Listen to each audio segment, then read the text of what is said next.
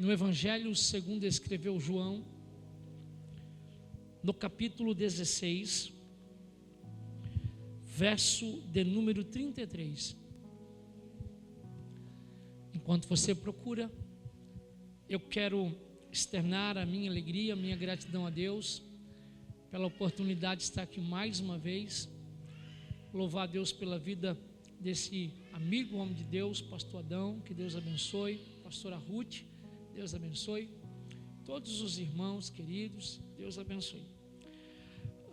João capítulo 16, verso 33, quem achou diz amém. Diz assim o texto: tenho-vos dito isso, para que em mim tenhais paz. No mundo tereis aflições, mas tende bom ânimo, porque eu venci o... Eu não ouvi, vamos repetir.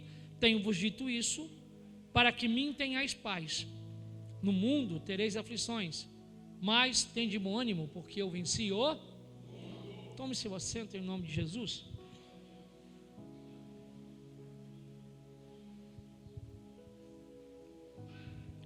Aleluia. Príncipes e princesas do Senhor, a mensagem da noite desse sábado é uma mensagem curta, é uma mensagem simples, mas não é pelo seu tamanho ou por sua simplicidade que ela não terá a sua profundidade. A propósito, muito pelo contrário, eu tenho certeza e convicção na minha alma que Deus preparou nessa noite de ceia um momento para falar ao teu coração, para fazer um carinho na sua alma. Então eu peço que você redobre a sua atenção, porque quando você pensar que começou, nós estaremos encerrando. Príncipes e princesas, a nossa vida aqui na terra, ela é cheia de altos e baixos.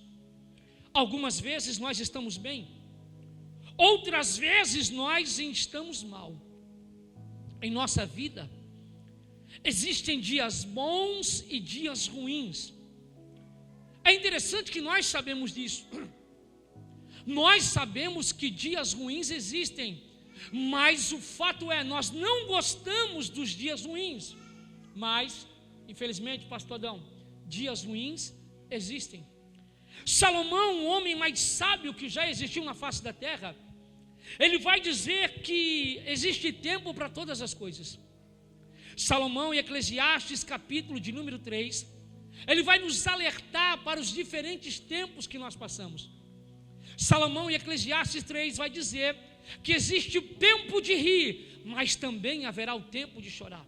Salomão, em Eclesiastes, capítulo de número 3, vai dizer que na nossa vida haverá o tempo de abraçar, mas também haverá o tempo de deixar de abraçar. Que tempo é esse, pregador? Salomão está dizendo que na nossa vida haverá momentos que nós estaremos rodeados de pessoas que nos amam, que estende a mão, que nos abraça, que nos incentiva, mas também haverá momentos que mesmo rodeado de pessoas que nos amam e nos quer bem, a gente vai procurar um ombro amigo, uma mão estendida, um abraço, e não vai encontrar.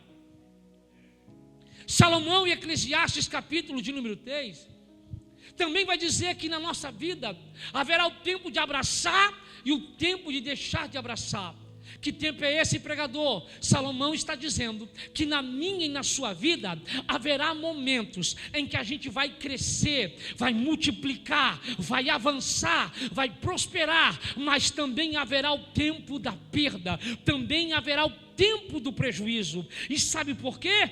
Não é Deus castigando, não é Deus punido. Sabe o que eu entendo? Que o tempo, ou melhor dizendo, os diferentes tempos que nós passamos, as chamadas diferentes estações da nossa vida, ela é responsável por nos forjar, por moldar o nosso eu. Os tempos que nós passamos, eles servem para nos lapidar, eles servem para nos forjar. Se tem uma coisa que eu tenho percebido, é que nesses últimos tempos, o Senhor está moldando cada um de nós, o Senhor está nos preparando. E se tem algo que eu aprendi, morando na capital nacional da malha, da moda, é que algo que está sendo moldado, é que algo que está no molde, é algo que está sendo preparado, é algo que ainda não foi lançado, é algo que ainda não foi colocado no mercado, é algo que está sendo preparado para ser lançado. Você não entendeu? Se não dava glória, eu vou repetir: o Senhor está preparando você, o Senhor está moldando você, porque a qualquer momento Ele vai te levantar, a qualquer momento Ele vai te honrar. Olha para a pessoa mais bonita que está na sua direita, na sua esquerda, e diga para ele: Deus está preparando você. Não. Eu disse: olhe para o irmão mais bonito que está do seu lado. Eu não disse o mais bonito da igreja, eu sei que sou eu. Metade falou olhando para mim, pastor Adão quase veio me dar um abraço, o irmão quase largou a câmera aqui. Você vai virar de novo para quem está na tua direita, na tua esquerda, e vai dizer para ele: Deus está preparando você para o dia da exaltação. Deus está nos preparando. Nós estamos passando por um processo. Repita, olha para quem está do seu lado e diga assim: ó, você está no processo de Deus. Mas qual que é o problema? O problema é que nesse processo, muitos não suportam as lutas, muitos não suportam os dias maus e acabam se frustrando. Por quê? Tem uma ideia errada, tem uma ideia equivocada, que por terem Jesus, que por serem crentes que tudo sempre vai dar certo, que não passarão por lutas, que não terão problemas, que não terão dificuldade, e aí vem para o Evangelho, acaba se frustrando, se decepcionando, acaba tendo problema como todo mundo, e acaba se frustrando com o Evangelho, se frustrando com Jesus, como se Jesus tivesse falhado, errado.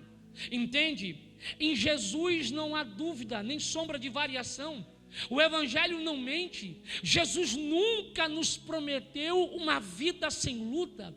Jesus nunca nos prometeu uma vida sem problemas. Ao contrário, a gente leu no início, Ele disse: no mundo vós tereis aflições. Ele deixou claro que nessa vida a gente passaria por luta, a gente passaria por dificuldade, a gente passaria por adversidade, mas Ele também não nos deixou órfãos. Ele disse: no mundo vocês terão aflições, mas tem de bom ânimo, eu venci, vós também vencereis.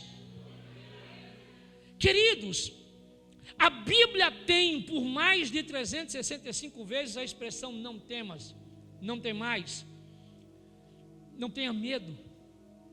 Está claro que Deus, sabendo que no meio das aflições a gente pode desanimar, Ele vai deixar pelo menos uma vez por dia um lembrete. Qual é, pastor? Nós teremos lutas, nós teremos adversidades, nós teremos provações, mas a gente não precisa ter medo, a gente não precisa temer, porque maior é o que está conosco do que aquele que está no mundo. Tem muita gente que pensa que o ministério de Jesus era um ministério de milagres. Nunca foi. Como é que é, pastor? Você está falando uma heresia?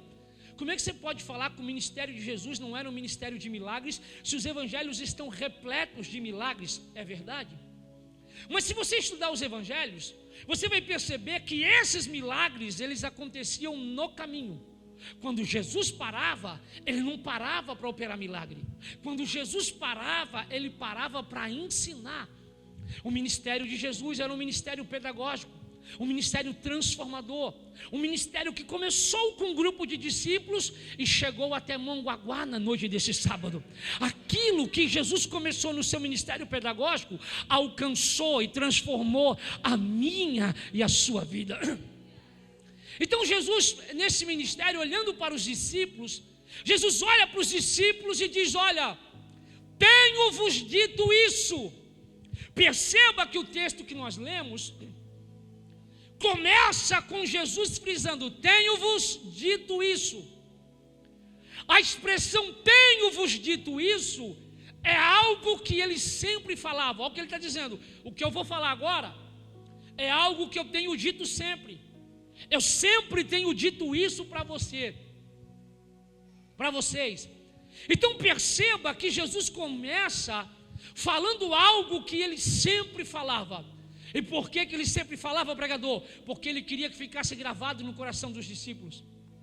E o que ele queria que ficasse gravado no coração dos discípulos?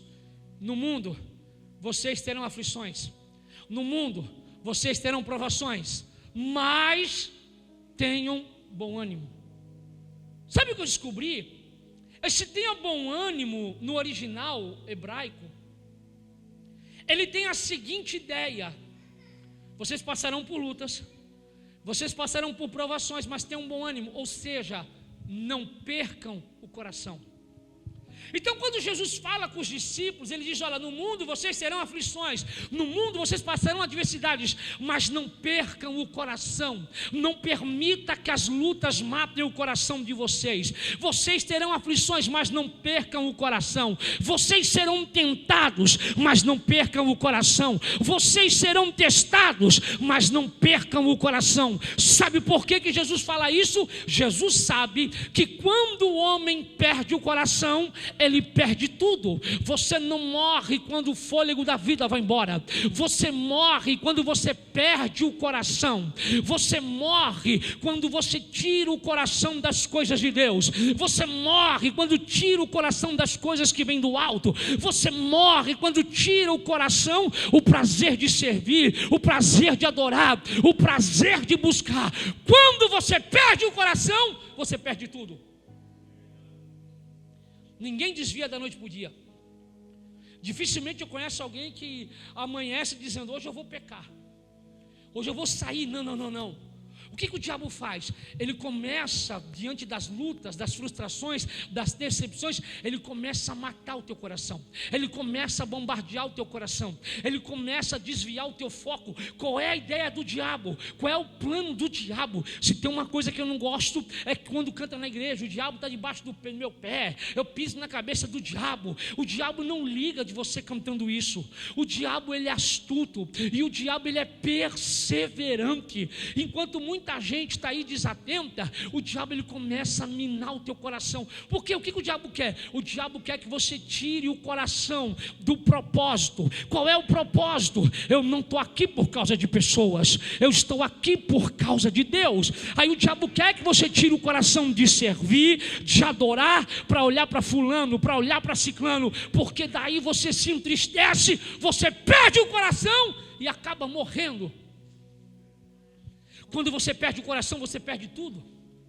Eu não sei quantos lembram, mas não é da minha época, eu sou da época do UFC, é da época do Pastor Adão. Na época do Pastor Adão tinha um lutador de boxe muito conhecido chamado Mike Tyson.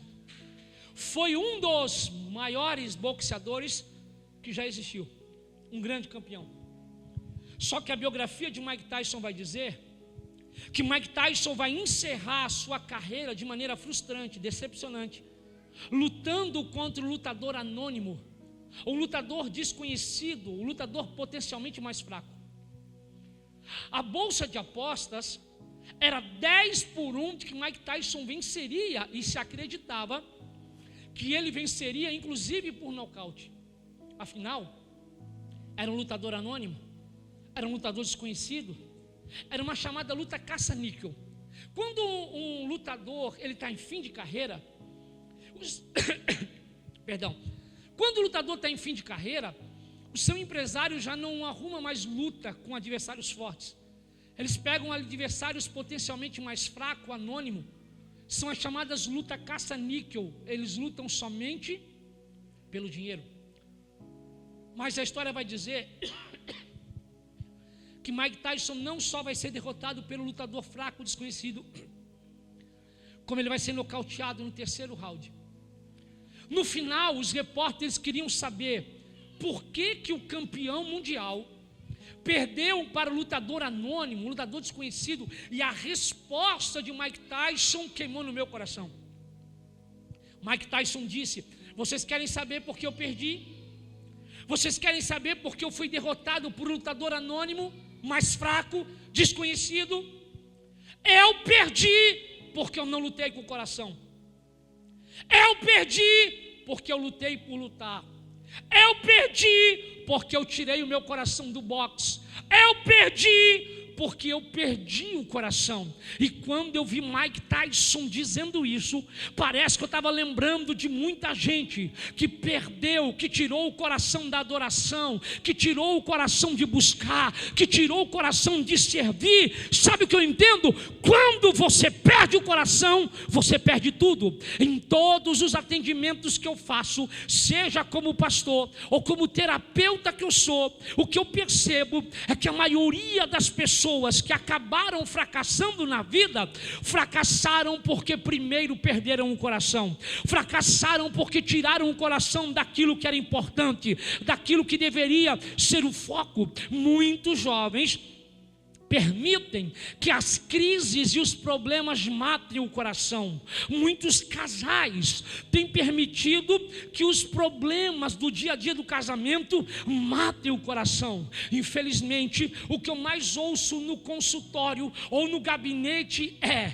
eu perdi a alegria do casamento, eu perdi a alegria da minha esposa, do meu esposo, eu perdi a alegria do propósito, eu perdi a alegria desse relacionamento, eu perdi a alegria desse trabalho, eu perdi a alegria da salvação, eu perdi a alegria dessa igreja. São pessoas que perderam o coração, são pessoas que por um momento deixaram de olhar para aquilo que é importante e permitiram que os problemas matassem o coração. Mas a palavra que Deus colocou no meu coração para pregar nessa noite é: não perca o seu coração.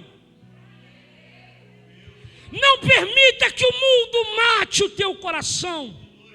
Não deixe as lutas matarem o seu coração.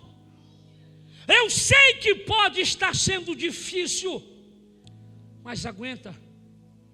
Dias ruins existem, mas eles terão fim. Eu sei que talvez você entrou aqui dizendo: eu não aguento mais esse deserto.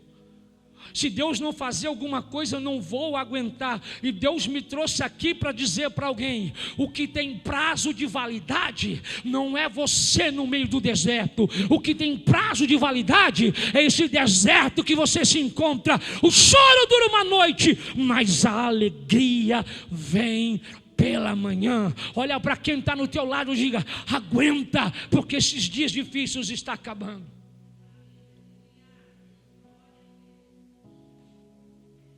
Meu filho hoje tem 19 anos, mas quando ele tinha 5, eu estava passando uma crise muito grande. Crise de profeta. Só quem é pastor, quem é profeta, entende essa crise. É quando a gente prega, porque quem olha para um pastor em cima do altar pregando, acha que ele sempre está bem. E às vezes a gente prega coisas que a gente precisa receber. Falamos de vitória quando precisamos de vitória.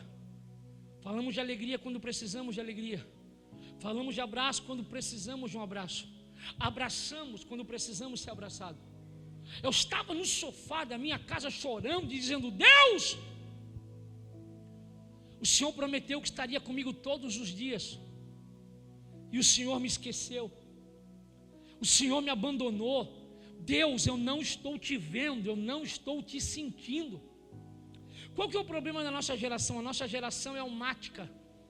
A nossa geração é dirigida por sentimentos. E eu estava assim: Deus, o Senhor mentiu, o Senhor prometeu que nunca me abandonaria, e eu não estou te vendo, te sentindo. Eu estava passando por uma luta muito grande. De repente meu filho correu, pulou no meu colo, ele tinha 5 anos. E ele disse: pai, não chora. E eu disse: não, papai não está chorando. Ele disse: não, papai está chorando. Não chora. Vamos brincar? Eu disse: agora papai não quer. Ele disse: não, mas se papai brincar, aí papai fica feliz e papai não chora. Vamos brincar? Ele não perguntou pela segunda vez. Pastor Adão, ele simplesmente deitou a cabeça no sofá e começou a contar do jeito que ele sabia. 1, 2, 5, 21. Vai se esconder, papai. Eu não aguentei. Como pai coruja que sou, corri para o quarto e me escondi atrás da cortina. A luz do quarto estava apagada, mas por causa do clarão da luz da sala, eu conseguia enxergar claramente atrás da cortina. De repente, meu filho chegou e começou a procurar. Vou te achar, papai.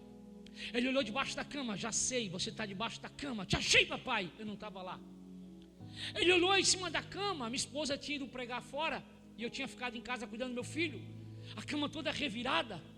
E eu me lembro que a minha esposa sai e diz assim: arruma a cama. Eu não sei para quê. Se no outro dia eu vou dormir, vou revirar, então já deixa tudo bagunçado de uma vez. É coisa de homem. Aí ele olhou debaixo da coberta e disse: te achei, papai. Eu não estava lá. Ele abriu o guarda-roupa: te achei, papai. Eu não estava lá. Ele olhou de um lado, olhou para o outro, foi na sala, foi na cozinha, voltou no quarto. E ele começou a ficar com medo, silêncio.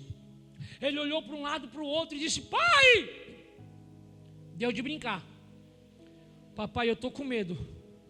Papai, eu não estou te vendo. Aparece. E quando ele disse: papai, eu não estou te vendo, atrás da cortina eu dei um grito. Eu disse: filho, você não precisa ter medo. Você não está vendo papai, mas papai está aqui te vendo atrás da cortina. E quando eu disse isso, o Espírito do Senhor bradou no meu coração: filho, você não está sentindo, você não está vendo, mas o Pai está te cuidando atrás da cortina. Entenda uma coisa: você não precisa ver, você não precisa sentir, você só precisa crer. Crer no que, pastor? Naquilo que ele disse. E o que é que ele disse? Eis que eu estou convosco todos os dias, até a consumação do século. Eu vim aqui dizer para alguém: Deus não te perdeu de vista, Ele está te contemplando atrás da cortina. Então não perca o coração. Deus está de olho em você. Sorria, você está sendo monitorado pelo céu. Diga para quem está na tua direita, na tua esquerda: o céu está te monitorando.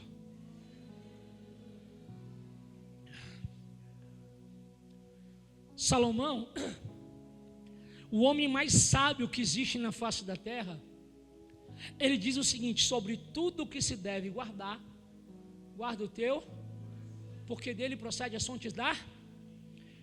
Por que Salomão fala isso? Salomão diz sobre tudo que você deve guardar, sobre aquilo que tudo que você acha que mereça ser guardado. E a gente guarda a joia, a gente guarda dinheiro, a gente guarda bens. Salomão está dizendo: sobre tudo que tem valor, que mereça ser guardado, guarde o teu, porque dele procede as fontes da vida. O que é fonte?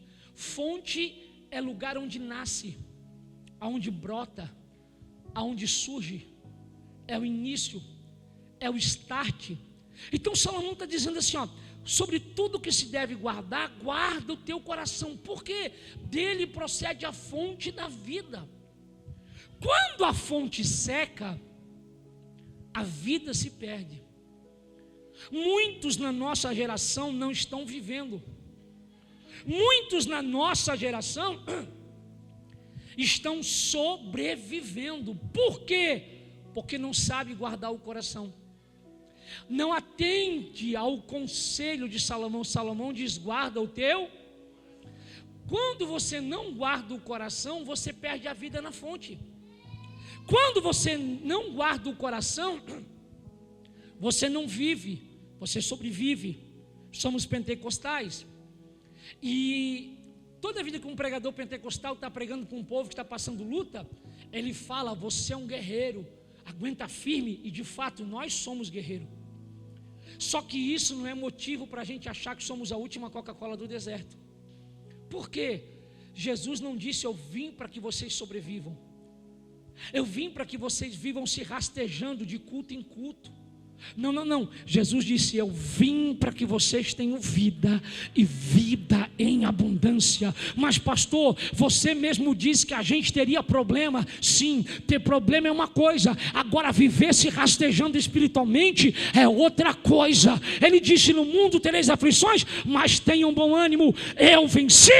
vós também vencereis. Está na hora de você parar de sobreviver e ter vida abundante.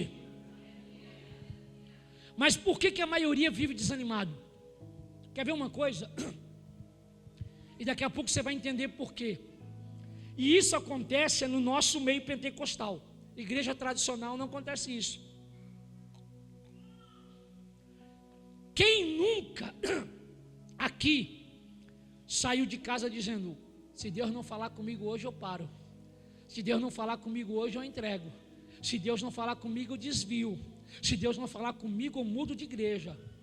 Só que se Deus não falar comigo, a pessoa não está se referindo à palavra, a pessoa quer uma profecia. Aí o pastor vem aqui, o pastor Adão, e prega 1 hora: Deus está contigo, Deus está contigo, Deus está contigo. Ai, Deus não falou. Aí vem o profeta, coloca a mão na cabeça: eis que sou contigo. Ai, obrigado, fala Deus. Geração almática. Por que a maioria vive desanimado? Porque não guarda o coração.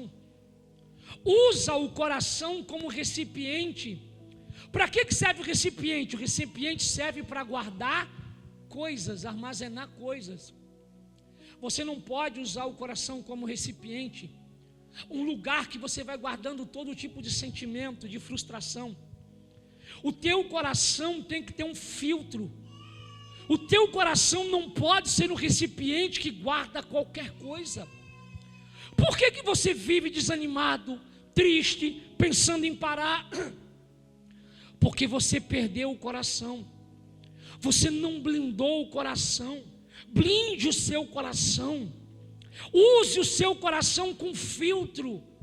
Filtra o que você vai guardar. Pastor, e o que eu vou guardar no meu coração? O salmista nos ensina: a tua palavra escondi, guardada no meu coração, para eu não pecar contra ti.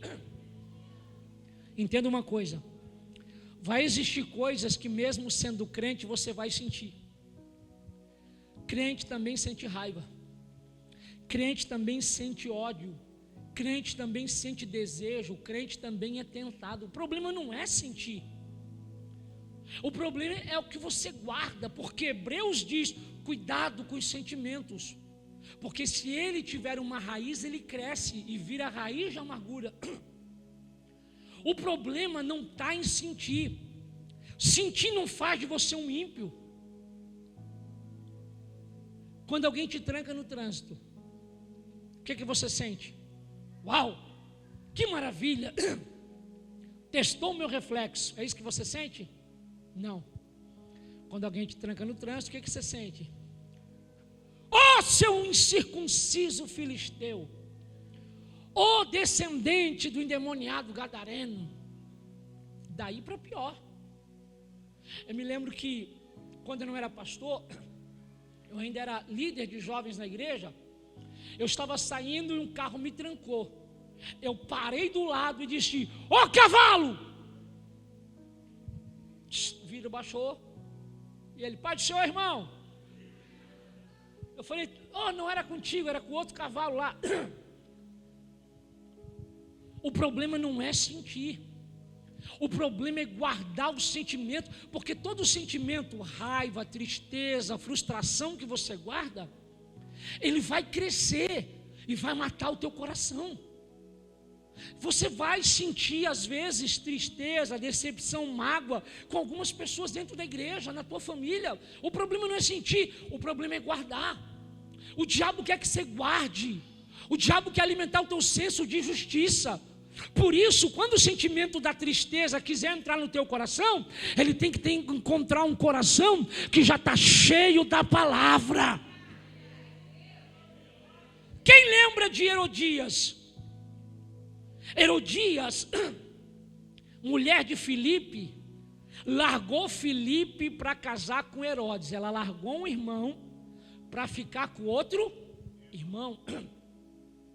Aí João Batista foi lá na janela de Herodes e gritou: vocês estão em adultério, vão para o inferno. João Batista mentiu? Sim ou não? Não, falou a verdade. Só que a verdade no coração de uma pessoa, ela vai causar dois efeitos. Se ela tiver o Espírito Santo, mesmo assim ela vai ficar triste. Só que a tristeza não vai criar raiz. Porque o Espírito Santo vai dizer, o pastor pegou pesado, o irmão pegou pesado, mas ele tem razão. Você tem que criar vergonha na cara. Aí a pessoa que tem o Espírito Santo, ela vai reagir aceitando a exortação. O que não tem o Espírito Santo, pastor pegou pesado, eu não vou mais para a igreja, eu vou desviar. Quer saber de uma coisa? E assim, gente, parece uma criança espiritual. Esse mês eu não vou dizimar. Como se o dízimo fosse para o pastor, não fosse de Deus. Aí, João Batista falou a verdade, sim ou não? Só que aí Herodias ficou magoada, guardou aquilo no coração, pastor. O coração não tinha palavra. Aí tem uma festa, eu disse que tinha o quê? Festa.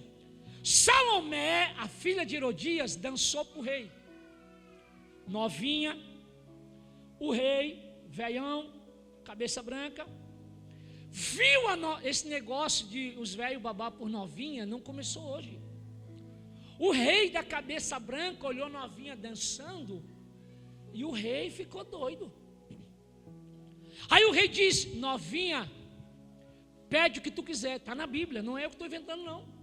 Pede o que tu quiser e eu te darei. Quer joia?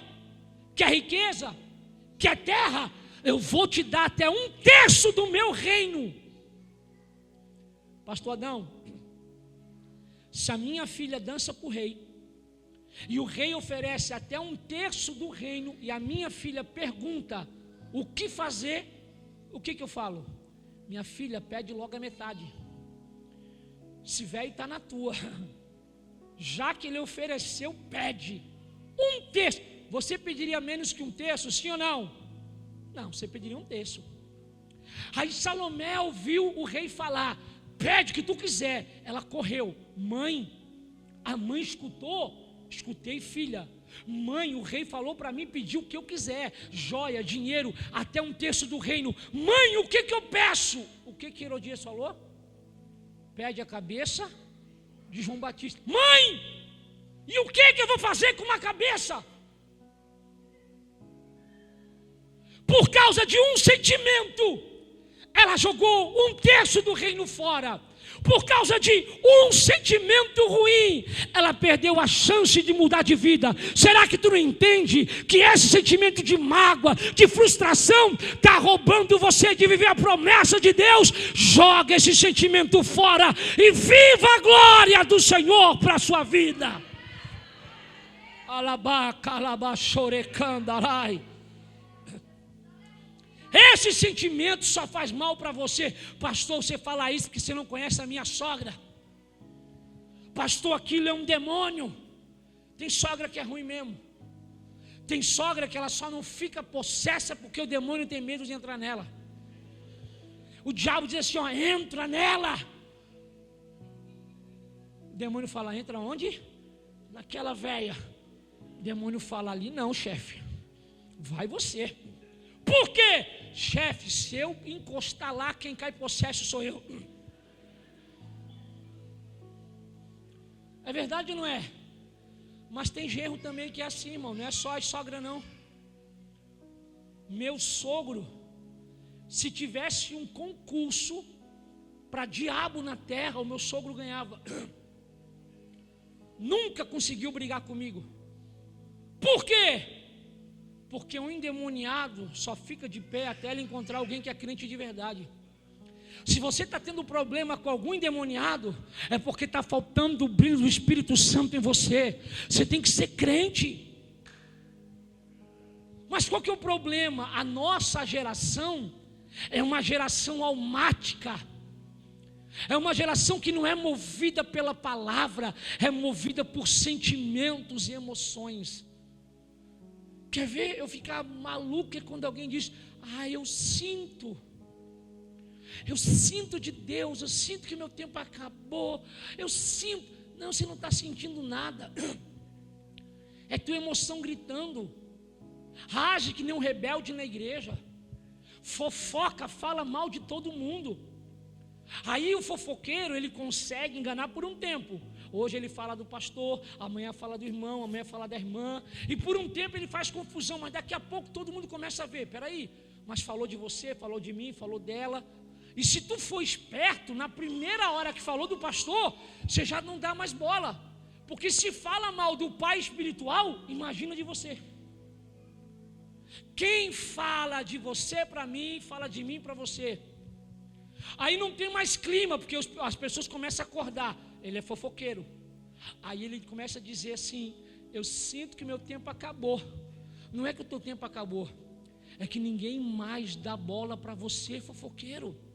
Então está na hora de você voltar e pedir perdão, ver aonde você caiu, se arrependeu. Qual que é o nosso problema? Nós somos crentes, mas nós somos humanos. O nosso cérebro é dividido entre dois hemisférios, cognitivo e emocional, ou melhor, emocional e cognitivo. Para que serve o cognitivo? Só para saber. O cognitivo serve para aprender. Serve para quê? Eu não vi.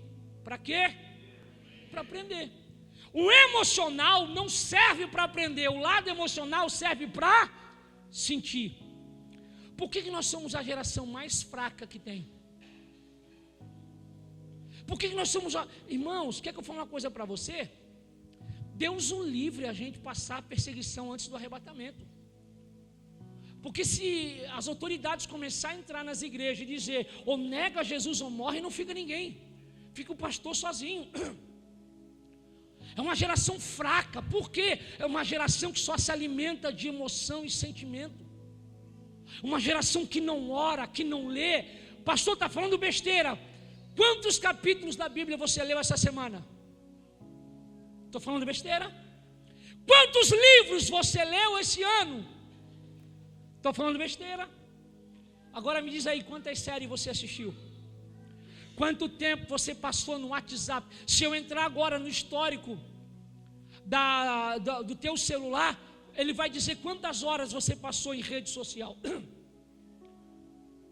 A gente acorda para ir no banheiro, qual é a primeira coisa que você faz? Olhar o celular. Acorda, qual é a primeira coisa que faz? Olhar o celular. Se a gente fizesse com o celular, com a Bíblia, o que faz com o celular, a gente não teria cão que ficaria na nossa frente. Aí você não alimenta o cognitivo. Você não lê, não estuda, não medita na palavra. Só se alimenta de emoção, de porcaria, de sentimento. Aí, se você só alimenta o emocional, na hora da atuação, ela vai ser racional ou vai ser emotiva? Emotiva. Aí não alimenta o cognitivo, é como se o cognitivo passasse fome, pastor. Aí o cognitivo, ele precisa sobreviver, para não morrer, para o cérebro não colapsar. Então o cognitivo que não é alimentado pela palavra, ele começa a entender que aquilo que você sente é o correto. E é por isso que nós temos uma geração que diz, não importa, o que importa é o teu coração. Quem falou isso? Não faça o que o teu coração mandar. Quem falou isso? Satanás. A Bíblia não diz faz o que o teu coração te mandar. A Bíblia diz que o coração do homem é enganoso e é perverso. Você tem que criar bons hábitos. Você tem que blindar o teu coração. Como o salmista disse, a tua palavra escondi, guardada no meu coração. Você tem que meditar na palavra. Você tem que ler bons livros. Você tem que buscar. É por isso que Oséias disse, o povo está sendo destruído. Ou seja, o povo perece porque falta o conhecimento. Olha para quem está do seu lado e diga, você precisa guardar o teu coração. Eu não ouvi, diga, você precisa guardar o teu coração. A única maneira, e aqui eu encerro, de não perder o teu coração é através da fé. Repita, fé. A fé vai te ajudar a guardar o coração. Pastor, eu tive fé, mas nada deu certo. Eu tive fé, mas a cura não veio. Eu tive fé, mas a porta não se abriu. Aí está o problema, você não sabe o que é fé. Você confunde fé com esperança. Acreditar que as coisas vão dar certo não é fé, é esperança. Você já viu que todas as vezes que alguém está passando por um problema, a gente diz, tenha fé porque vai dar certo. Isso não é fé, isso é esperança. Fé não é resultado, fé não é acreditar que vai dar certo. Fé se manifesta apesar do resultado. A fé se manifesta quando a porta não abre. A fé se manifesta quando a cura não vem. A fé se manifesta quando a resposta não vem. Fé no resultado todo mundo tem, mas a verdadeira fé é para poucos. E qual é a verdadeira fé? É como diz aquela canção: se Deus fizer, Ele é Deus, e se não fizer, continua sendo Deus. Paulo diz, eu tudo posso, mas isso aqui não é uma frase de autoajuda. Tudo posso naquele que me fortalece não é uma frase de para-choque de caminhão, de quadro, de relógio que a nossa avó tinha. Lembra aquele relógio? Tudo posso naquele que me fortalece? Minha mãe tem. Nada contra ter o relógio ou a frase. Mas Paulo não vai dizendo isso naquele negócio, eu sou um super crente, tudo posso naquele. Ele não vai falar antes de passar. Ele vai falar depois de passar. Depois de enfrentar a luta e de se manter de pé, não perdendo o coração. Paulo foi abandonado.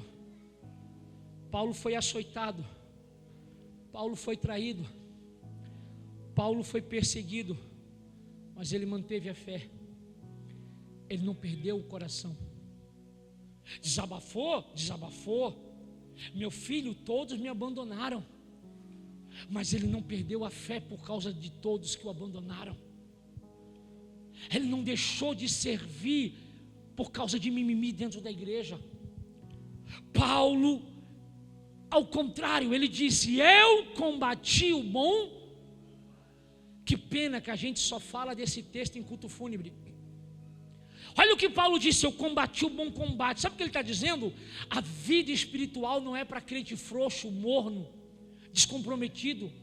A vida é uma guerra, e essa guerra só vence quem guarda, quem blinda o coração com a palavra. Paulo no final, porque o importante não é como começa, o importante é o fim, o importante é como termina a sua história. O teu passado pode ser de vergonha, o teu presente pode ser de luta, mas o importante não foi o que passou, o importante não é o que está acontecendo, o importante é o que virá. E ele diz, aquele que fez a promessa é fiel e vai cumprir. Melhor é o fim das coisas do que o início dela. Aí Paulo diz, eu combati o bom combate, eu não parei. Pastor, ele não diz isso, ele diz sim. Ele disse, eu combati o bom combate e terminei a carreira. Ou seja, eu não parei, eu fui até o fim. Deus está dizendo para alguém nessa noite, não perca o teu coração, vai até o fim. Pastora Ruth, ele diz, eu combati o bom combate, eu não parei, eu não desisti, eu terminei a carreira e o principal, e guardei a fé. Por quê? Porque é possível você combater, é possível você terminar sem fé, sem acreditar, sem compromisso, sem, como o pastor disse aqui, entender a importância da ceia, a importância de dizimar, a importância de ofertar. Ele disse, eu combati o bom combate, terminei a carreira, eu guardei a fé, ou seja, a luta não matou meu coração. O grupo de louvor pode subir. Quando Paulo diz, eu tudo posso naquele que me fortalece, sabe o que Paulo está querendo dizer? Ele está querendo dizer, eu posso vencer ainda que eu já tenha perdido algo. Quando Paulo diz, eu tudo posso naquele que me fortalece, fica de pé. Sabe o que Paulo está dizendo? Eu posso sorrir, mesmo que eu já tenha chorado. Quando Paulo diz, eu tudo posso naquele que me fortalece, sabe o que Paulo está dizendo? Eu posso voltar a caminhar, mesmo que eu já tenha caído. Quando Paulo diz, eu tudo posso naquele que me fortalece, ele está dizendo, eu posso voltar a acreditar, mesmo que eu tenha me decepcionado. Quando Paulo diz, tudo posso naquele que me fortalece, sabe o que ele está dizendo? Eu posso ser feliz, porque apesar da dor, apesar da ferida, apesar da luta, eu não perdi o coração, porque eu tenho um Deus que me fortalece. Tudo posso naquele que me fortalece. Sabe o que significa?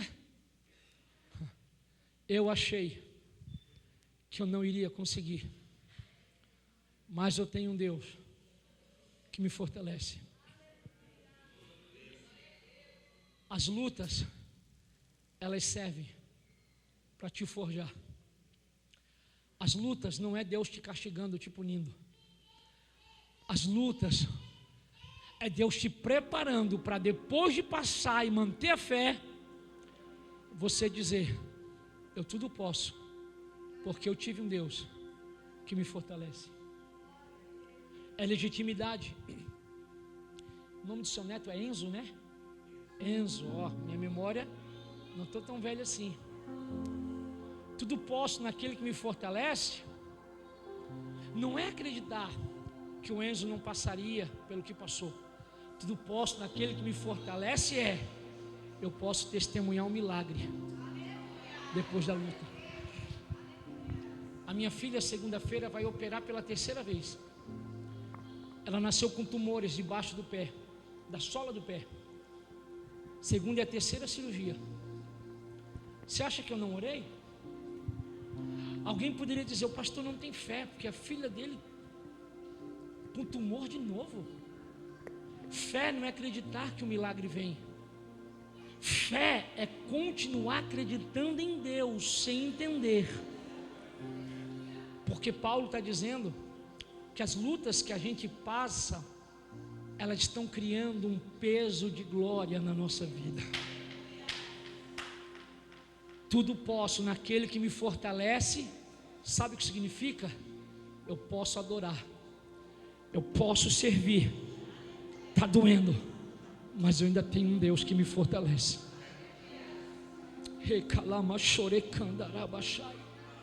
O louvor vai cantar, e eu preciso orar por você. Essa palavra foi para você. Pastor, eu estou passando por muitas lutas, o meu coração está sendo bombardeado. Mas se tu crê que Deus vai fortalecer o teu coração nessa noite, sai do teu lugar. Vem aqui para frente, não espere a primeira pessoa. Deixa eu orar por você, isso, vem correndo, vem correndo. Vem. Tem mais gente para vir na frente. Tem mais gente com o coração ferido, passando por luta, por dificuldade. Apelo não é para mostrar para mim o efeito da mensagem. Apelo é você quebrando o orgulho e dizendo: Deus, eu vou lá na frente, porque o Senhor vai me fortalecer. Essa luta não vai me parar. Eu não vou perder o coração. É como diz aquela música: eu tenho um Deus.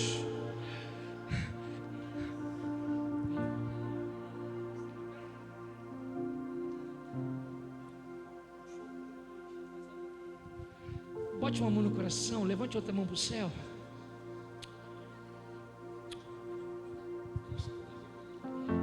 Vem mais para o meio.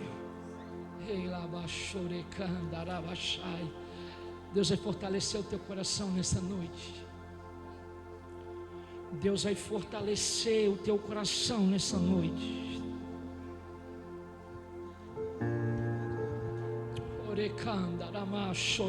Deixa Ele te renovar nessa noite. Deixa Ele renovar o teu coração nessa noite. Deixa Ele fortalecer o teu coração nessa noite.